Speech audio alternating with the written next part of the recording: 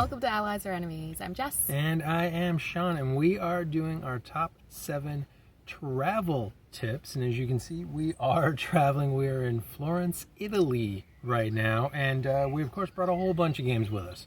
So as we were figuring out what to pack, we thought we would share with you some of the things that we did to make it a little bit easier.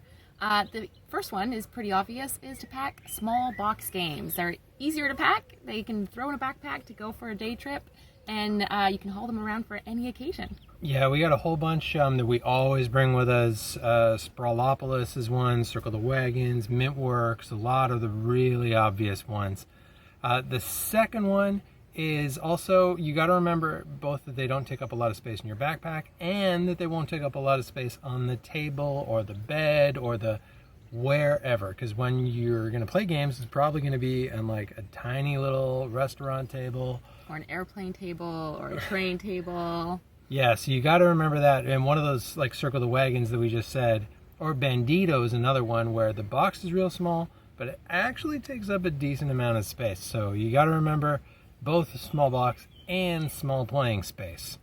Then our next tip is to, where possible, consolidate. So think about it, if it really is just going to be maybe 2 of you playing, only bring stuff for 2 players to play those games and see if you can share items. So maybe share whiteboard pens or share dice and only bring 1 set of dice. And where possible, try and see if you can get like a whole bunch of games into one box. What did you manage to get into? Yeah, we got a whole bunch of games in the Demeter box. So we got like 6 different roll and write games, and we just took the pens, like the best Eracy pens. I think they're from Metro X.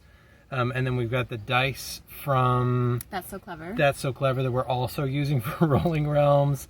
So we really smush them all together. And then another tip that goes with that, especially for roll and writes, is to laminate. So we do this for a whole bunch of our games. And we just laminate 2 sheets, and then we've got sheets that we can reuse and reuse and reuse and just clean off as we go, and it makes it real easy to have those sheets for those games. Yeah, it means we can play them lots of time and they don't take up any more space, so we don't have lots and lots of sheets for that. So that worked out really well. We got a laminator just before this trip, so that timing worked out well. The other tip we have is to mix it up. So you may not always be in the mood for a cooperative game, you might want something competitive. So to have, instead of the same type of game lots of times, bring a mix so that you can play whatever you want to when you're in the mood for it. Yeah, so we did bring a lot of roll and writes because we do like roll and writes. But we do have a mix of roll and writes, but we also do have a mix of, of some competitive, cooperative, like you said, some just simple card games. We've got the Crew with us, which is obviously a great trick-taking game, like a co-op trick-taking game, but then also Parade, which is such a good, doesn't take a lot of space, competitive, not quite trick-taking. But uses cards, a competitive card game, yeah. Yeah, and if you haven't played Parade, it's great as well.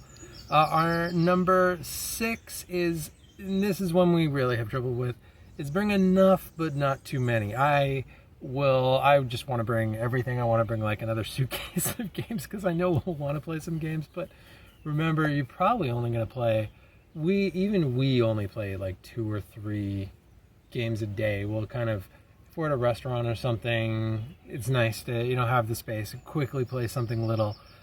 We're pretty addicted to games. And it depends on what your trip is. Like if you're going to a cabin to play a bunch of board games, obviously you'll take like a full suitcase of board games. But if you are traveling Italy for the first time, odds are you probably won't be spending like, half of your day playing board games. And so just be realistic and try and parse it down where possible.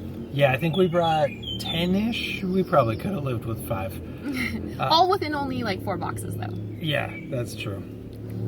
And then number 7, our last one, is souvenir games. We always buy a game. We always look at the board game store in whatever city we're in. And a couple things that we have trouble remembering. First of all, have space to bring it back.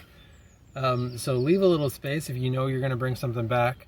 Don't buy anything that's too big. Probably bringing Gloomhaven home from Italy would be a real mistake. And also one we hadn't thought about in the past, but we realized here is they're going to be in another language when you're in another country.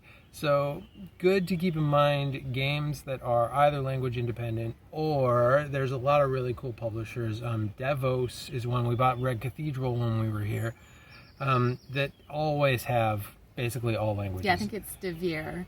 Devir. But it has lots of languages, so English is amongst them. It's like 6 different rule books, 6 different languages. But it's great because then when you get back home, even months down the line, when you play it, you remember the trip that you took. Yeah, and we do a lot of buying like adjacent to the trip games. So for this one, it was Red Cathedral, which we bought in Rome, but it isn't based at all Italian. And when we were in Edinburgh, we bought Glasgow. Oh, yeah. We like to buy just adjacent, not on the nose, just right next door to it. So those are some of the tips from that we did when we did our trip to Italy. If you have any other great travel tips, we would love to hear them. So please put them in the comments. Thank you so much for watching. Please like, subscribe, and we'll see you next time.